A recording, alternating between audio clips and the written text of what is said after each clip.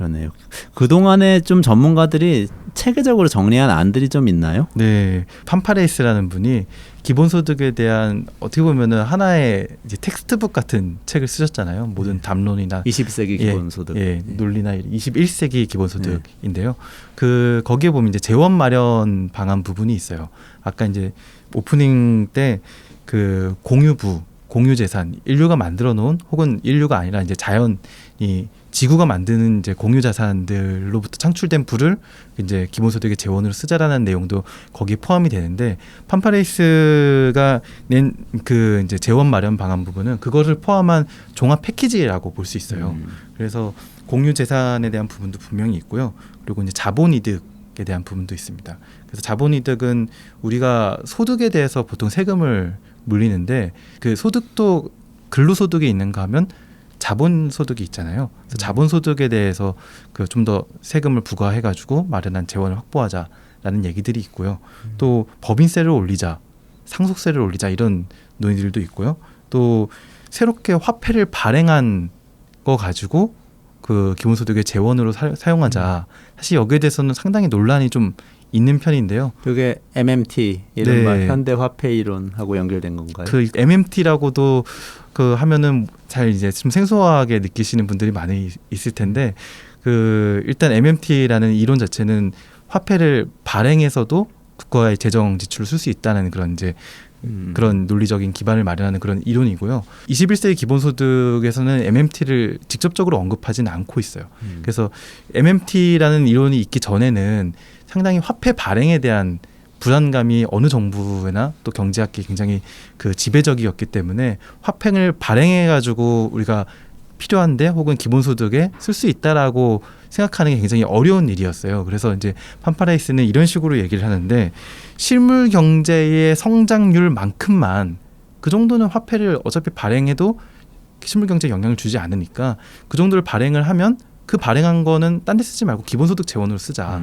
약간 요 정도의 보수적인 접근으로 화폐 발행을 언급하고 있고요. 판파레이스가 상당히 조심스럽게 이야기해요. 네. 근데 뭐 사실 양적 완화가 좀 비슷한 거 아닌가요? 그 표현도 있습니다. 그래서 그 양적 완화는 그 미국이 이제 글로벌 금융위기에 많은 돈을 풀었는데 과연 그 돈이 누구에게로 갔느냐가 그 지난 몇 년 동안 이제 좀 논란이었잖아요. 그래서 뭐 월스트리트 점령하라는 논란에서도 그 누구를 위한 양적 완화였느냐 막 이런 논란들이 많이 나왔었는데 그 판파레이스는 이런 화폐 발행을 기본소득의 재원으로 쓰면 오히려 모든 사람을 위한 양적 완화가 될 수 있다. 특히 보통 사람을 위한 양적 완화가 될 수 있다라고 주장을 하고 있죠.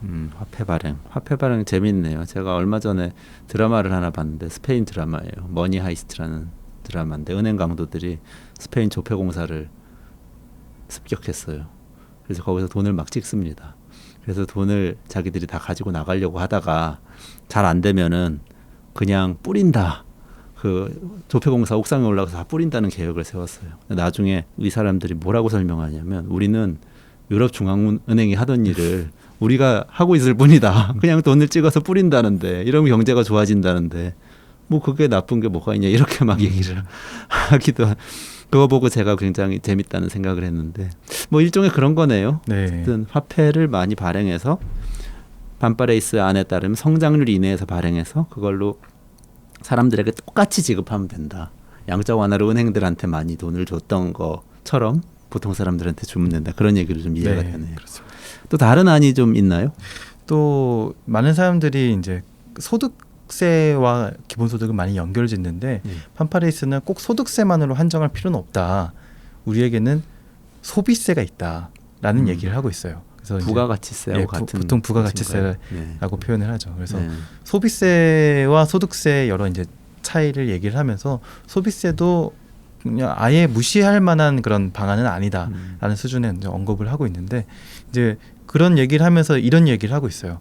그 보통 소득세랑 소비세의 차이가 소비세는 어떤 소비에도 똑같은 세율이 대부분 적용이 되기 때문에 그 이제 역진적, 그러니까 가난한 사람이 더 손해를 본다라는 그런 이제 그 생각을 하거든요. 그리고 소득세는 그 돈을 많이 버는 사람일수록 높은 세율을 적용받기 때문에 누진적인 제도다. 그렇기 때문에 소득세가 소비세보다 그 이제 그 소득 재분배의 측면에서는 더 우월하다, 그 더 누진적이다. 약간 그런 표현을 쓰는데 근데 판파레이스는 우리가 소득세를 많은 나라에서 그동안 운용을 해봤는데 소득세의 각종 복잡한 제도, 특히 공제제도 이런 것들 때문에 실질적으로 그렇게 누진적이지 않다라는 그런 지적들을 많이 받고 있다. 그건 사실이죠. 네.